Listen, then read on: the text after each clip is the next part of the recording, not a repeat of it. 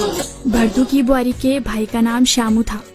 श्यामू की बुआरी ने भी देखा देखी में अच्छी एजुकेशन के लिए बच्चे गांव के नजदीकी कस्बे में शिफ्ट कर दिए। अब वो देखा देखी में श्यामू से जिद करने लग गए कि स्कूटी ला दो। देहरादून में भरतू की बुआरी को देखो कैसे स्कूटी में चुआ चुआ बनी हुई है। भाई पूरे देहरादून में स्कूटी कुदाती है, बल एक हाथ छोड़ के स्कूटी चलाती है। श्यामू हिरामदा कॉर्पोरेटिव बैंक में संविदा पर चिपका हुआ था, जिसे भरतू के देहरादून निदेशालय में तैनात मौसा जी ने सोर सिफारिश करके पूरे लाख रुपए में लगवाया था। 10-12 हजार रुपए उसको भी वेतन मिल जाता था। उसमें भी 2000 बच्चों की स्कूल की फीस, 1000 रुपए ट्यूशन फीस, राशन पानी, कमरे का किराया। अब शहर में आकर तो खर्चे भी बढ़ गए थे। कभी करवा चौथ का खर्चा, कभी शादी की सालगिरह का खर्चा, कभी बर्थडे पार्टी का खर्चा। अब अगर पड़ोसी शादी की सालगिरह मना रहे हैं तो अड़ोसी की भी मजबूरी हो जाती है।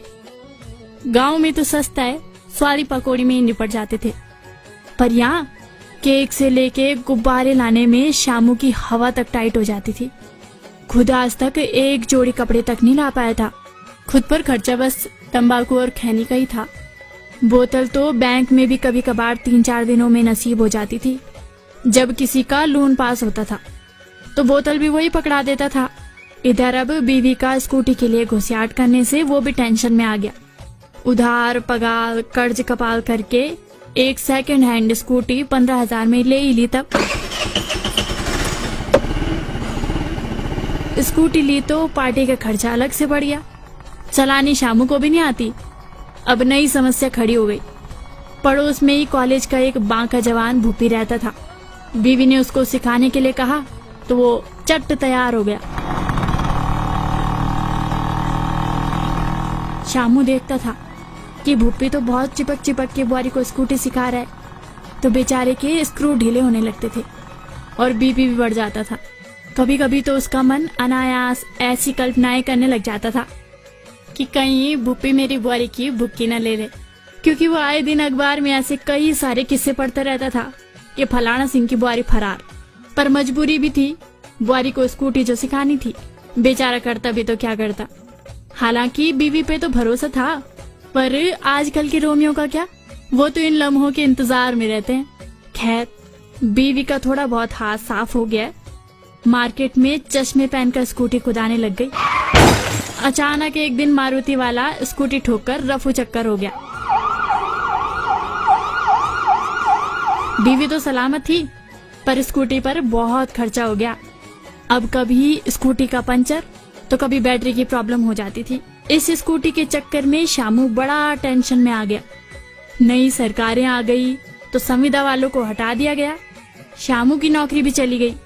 अब श्यामू का मन तो कर रहा था कि सांगड़े मारने की दवाई खा के दुनिया को टाटा बाय बाय कह जाए, सस्ती और टिकाऊ। पर बच्चों का ख्याल आ गया। गांव में अपने इष्ट देवता नरसिंह भैरव के थान में आया और प्रार्थना करने लग गया, हे भगवान, इस मुसीबत से पार लगा दे। मैं अगले सावन में तेरी पूजा करूंगा। अगले ही दिन श्यामू अपने कस्बे में लौटा और बोरी बिस्तरा पैक किया और गांव लौट आया। 2 भैंस और 1 जर्सी गाय, 10-12 मुर्गे रख लिए और नरसिंह देवता की कृपा हुई तो उसका काम धंधा भी चल पड़ा। श्यामू गाय भैंस की अच्छी देखभाल करता था। गांव का बाजार भी नजदीकी था। अब श्यामू की बुआरी स्कूटी में दोनों बच्चों को स्कूल छोड़ने जाती थी और साथ में 30 लीटर दूध और कुछ सब्जी भी ले जाती थी। और श्यामू, अरे उसकी तो निकल पड़ी। संविदा से ज्यादा तो वो घर में कमा रहा है।